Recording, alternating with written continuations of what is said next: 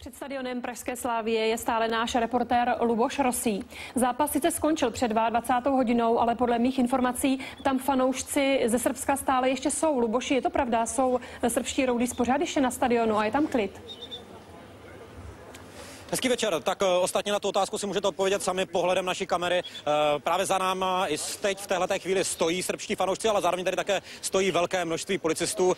Ostatně to, co teď můžete vidět, tak to je trošičku jiná tvář srbských fanoušků, protože na rozdíl od toho, co se dělo v pražských ulicích kolem zmiňované 18. hodiny, tak od začátku fotbalového zápasu od té 20. hodiny byl, řekněme, na stadionu klid. Jeden z fanoušků se teď podíval také do vysílání České televize. Abych dokončil tu myšlenku, byl na stadionu klid.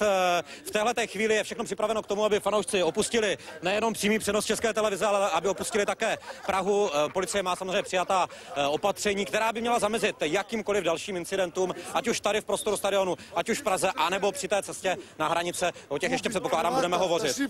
No, Luboši, máš tam veselo, zkusíme ještě jednu otázku. Kdy odjedou fanoušci ze země a jak je zajištěna bezpečnost při jejich přesunu na hranice? Včera rabovali při cestě sem benzinové pumpy na jihu Moravy. Tak já se přiznám, že v té atmosféře, která tady vznikla během našeho živého vstupu, jsem tu otázku přesně neslyšel, ale předpokládám, že bude diváky České televize zajímat především cesta srbských fanoušků domů. Takže pojďme se blíže seznámit s informacemi od policie.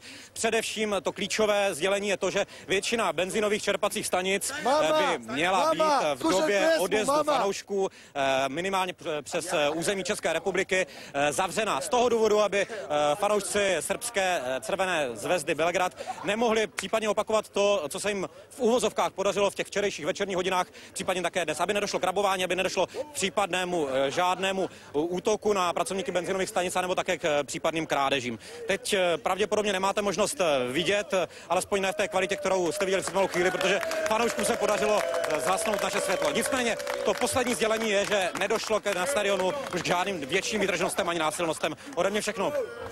Luboš Rosý, reportér České televize, velmi odvážný vstup. Děkuji za informace i za odvahu.